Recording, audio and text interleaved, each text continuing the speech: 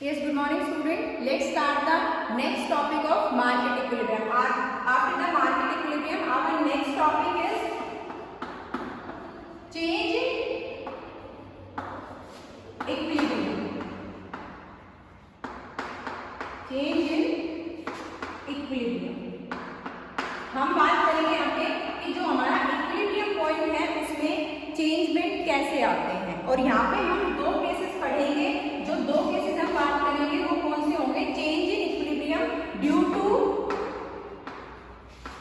Change in demand, due to change in demand, and second one is change in equilibrium due to change in supply. Clear? जो आपका topic है change in equilibrium point, उसमें हमें दो concept के बारे में डिस्कशन करना है. First one is change in equilibrium point due to change in demand, and second one is change in equilibrium point due to change in supply. की अगर डिमांड और सप्लाई में चेंजमेंट आता है तो उसके चेंजमेंट होने से जो हमारा इक्विलिब्रियम पॉइंट उसमें किस तरह का चेंजमेंट हमें देखने को मिलता है. इक्विलिब्रियम प्राइस हमारे बढ़ते हैं या घटते हैं, इक्विलिब्रियम पॉइंट जो क्वांटिटी है वो हमारी बढ़ती है या घटती है. Let's start with the first point. First point is change in demand. Change in demand के बारे में हम डिस्कशन करेंगे कि जैसे ही डिमांड चेंज होती है तो डिमांड के चेंज होने से इक्विलिब्रियम प्राइस पे क्या इफेक्ट पड़ेंगे. अब डिमांड में जो चेंजमेंट होगा वो दो ही तरीके से होगा, या तो डिमांड बढ़ेगी या डिमांड घटेगी. So in this case we discuss about these two points. First one is when increase in demand and when decrease in demand. Clear?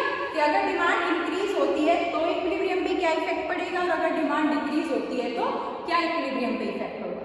So first thing is when increase in demand. When demand is increase, कि जब demand increase होती है तो उससे equilibrium point पे क्या effect पड़ेगा. Clear? Let's make a diagram for this. This is your X axis and this is your Y axis. On the X axis we show the level of demand and supply. Clear? And on the Y axis we show the level of price. सबसे पहले आपको क्या करना है, आपको एक initial equilibrium बनाना है, और इनिशियल इक्विलिब्रियम हम मार्केट इक्विलिब्रियम में पढ़ चुके हैं. एक ऐसा पॉइंट जिसपे डिमांड और सप्लाई दोनों एक दूसरे के बराबर होते हैं. सो हमने डिमांड पर बनाया था dt एंड हमने सप्लाई पर बनाया था ss. This is your initial point of equilibrium. This is your equilibrium quantity q, this is your equilibrium price p. सबसे पहले आपको एक इनिशियल इक्विलिब्रियम को बना लेना है. उसके बाद आप अपने चेंजमेंट को शो करोगे. चेंज क्या है?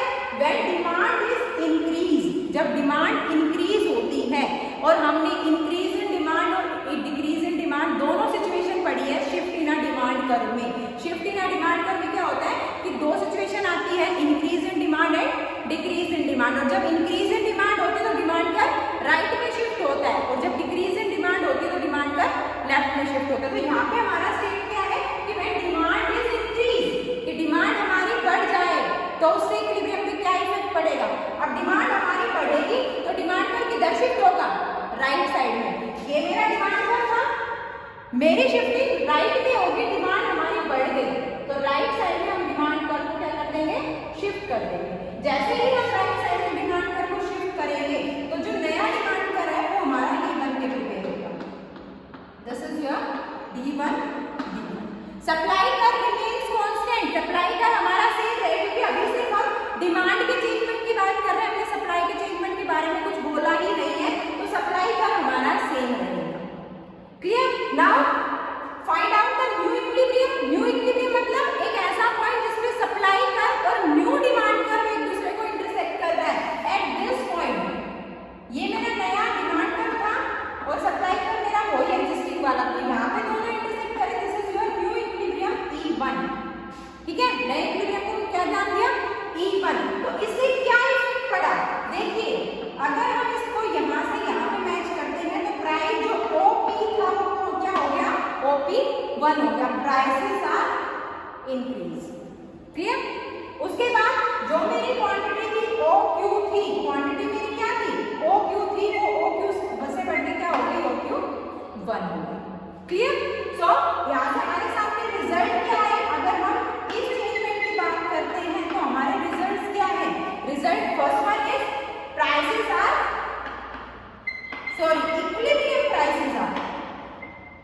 Equilibrium prices will be increases, कि अगर इंक्रीज इन डिमांड होता है, डिमांड बढ़ती है तो उससे इक्विलिब्रियम प्राइस क्या हो जाएगा? बढ़ जाएगा। And second one is equilibrium quantity will be also increases. ऐसी कंडीशन में हमारा इक्विलिब्रियम प्राइस भी बढ़ेगा और साथ के साथ इक्विलिब्रियम क्वांटिटी भी बढ़ेगी, क्योंकि ऑब्वियसली बात है डिमांड बढ़ गई, सप्लाई उतनी ही है। पहले इनिशियल इक्विलिब्रियम क्या कह रहा था कि डिमांड भी 100 यूनिट्स की है और सप्लाई भी 100 यूनिट्स की है। अब सप्लाई तो 100 ही है बट डिमांड 120 हो गई, डिमांड बढ़ गई, खरीदने वाले ज्यादा आ गए, तो उससे शॉपकीपर क्या करेगा कि जो उसको हायर प्राइस देगा शॉपकीपर उसी को सामान बेचना शुरू कर देगा। क्लियर? तो ऐसी कंडीशन में हमेशा क्या आते हैं? प्राइसेस आर इंक्रीज, प्राइसेस हमेशा इंक्रीज होते हैं अगर ऐसी कंडीशंस मार्केट में अराइज होती है। Clear? This is when demand is increasing. Now comes to the second topic is when demand is decreasing. When demand is decreases, अगर डिमांड डिक्रीज होती है तो उससे मार्केट इक्विलिब्रियम प्राइस पे और मार्केट इक्विलिब्रियम क्वांटिटी पे क्या इफेक्ट होता है? Let's make the initial market equilibrium. सबसे पहले हम एक मार्केट इक्विलिब्रियम बनाएंगे जो हमारी इनिशियल कंडीशंस को शो करेगा। OY एक्सिस पे प्राइसेस, OQ एक्सिस पे क्वांटिटी, और ये क्वांटिटी हमारी कौन कौन सी है? इसमें हम अपनी डिमांड को भी शो कर रहे हैं और अपनी सप्लाई को भी शो कर रहे हैं। क्लियर? मेगा इनिशियल डिमांड पर DD, इनिशियल सप्लाई पर SS। This is your initial equilibrium quantity, initial equilibrium price. Now comes to the change is demand is decrease. Demand decrease होगी और जब डिमांड डिक्रीज होगी तो डिमांड का किधर शिफ्ट होगा? लेफ्ट में शिफ्ट होगा। This is your new demand D1। Supply remains constant, क्योंकि सप्लाई के बारे में अभी कुछ भी नहीं कहा गया है। So this is your new equilibrium E1 and new equilibrium quantity decrease हो गई, Q1 हो गई, और equilibrium prices will also decrease P1 हो, क्योंकि अब कंडीशन क्या है कि इनिशियल में demand is equal to supply था, डिमांड भी 100 थी, सप्लाई भी 100 थी। अब क्या हुआ है? डिमांड कम होकर 80 हो गई और सप्लाई कितनी है? 100 है।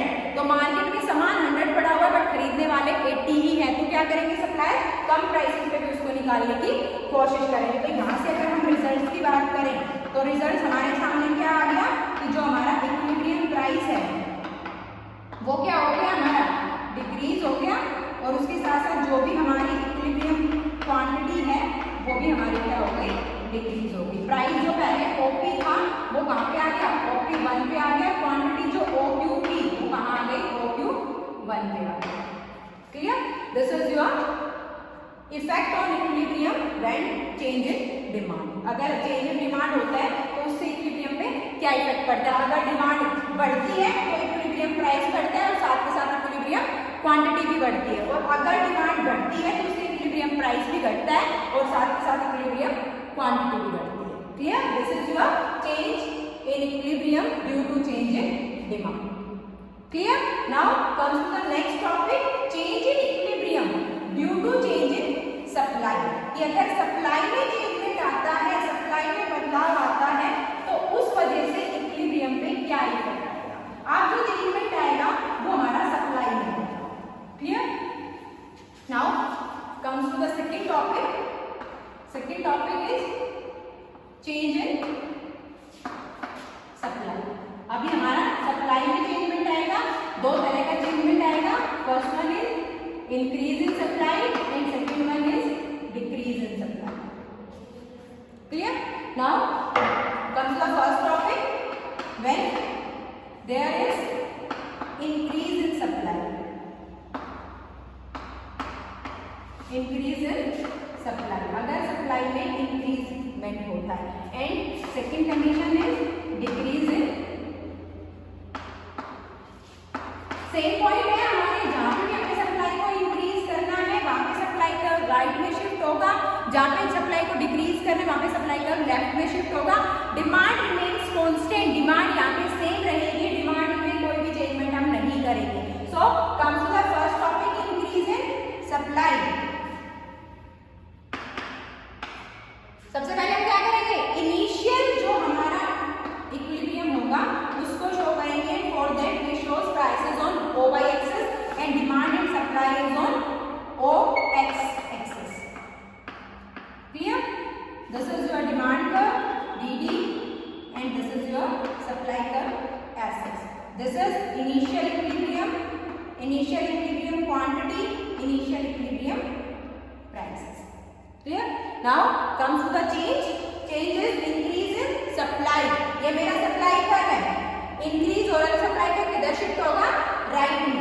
हम right में supply curve को shift करते हैं। This is your new supply curve S1 S1. Now this is new equilibrium point E1. अब यहाँ पे देखो, this is your equilibrium quantity जो हमारी क्या हो रही है, increase हो रही है, and this is your equilibrium prices जो हमारा decrease हो रहा है। Clear? Result क्या है हमारे सामने, अगर change in supply होता है और supply में changement increasing हो रहा है, supply में changement increase हो रहा है, तो उससे क्या हुआ कि जो equilibrium price है, equilibrium prices will be decreases, decrease होंगे और क्या होंगे, OP से OP1 होंगे। Then second one is equilibrium quantity will be increases, equilibrium quantity क्या होगी, increase होगी और वो क्या होगी, OQ to OQ1 हो जाएगी। Clear? This is your increase in supply. Now decrease in supply, for this make an initial equilibrium, for that show their quantity in the form of demand and supply, and on the y-axis shows the level of prices. This is your demand curve and this is your supply curve. Initial equilibrium quantity and initial equilibrium prices. Clear? Now comes to the change. Change is decrease in supply. Supply decrease हो रही है, और तो decrease होगी तो supply का किधर shift होगा, left में, supply का left में shift होगा। This is your new supply curve S1 S1. Now find out the new equilibrium. This is your new equilibrium E1. Equilibrium is that kind of point on which demand curve intersects the new supply curve, and on the basis of this new equilibrium, this is your new equilibrium quantity and this is your new equilibrium prices. Prices will be increases and supply quantity will be decreases because of decrease in supply. Result क्या है कि prices तो बढ़ गए, OP से OP1 हो गए, but quantity is decreases, quantity से decrease होती है, जो OQ थी OQ1 हो गई। This is all over about the change in equilibrium due to change in demand and supply. Increase in demand, decrease in demand, increase in supply, decrease in supply. अगर ऐसा supply और demand में changement आता है तो उसके changement से जो भी कुछ equilibrium price में equilibrium quantity में हमारा changement आना है, हमें वो show करना है by using the diagram. Clear? This is the topic of change in equilibrium due to the change in demand and supply. चाहे डिमांड इंक्रीज हो रही हो या डिक्रीज हो रही हो, चाहे सप्लाई इंक्रीज हो रही हो या डिक्रीज हो रही हो, चेंजमेंट एक में हो रहा है, अगर एक में चेंजमेंट हो रहा है तो दूसरा हमारा कांस्टेंट रहेगा, दूसरे में हमें कोई भी किसी तरह का बदलाव वहां पे नहीं करना है। Clear? In this chapter our next topic is simultaneous changes. Simultaneous changes का मतलब क्या होता है कि एक साथ दोनों में चेंजमेंट होना, डिमांड में भी और सप्लाई में भी। बढ़ रहे हैं तो दोनों बढ़ रहे हैं, घट रहे हैं तो दोनों घट रहे हैं। This is the topic of simultaneous changes in demand and supply. We will discuss about this topic in our next class. Thank you so much.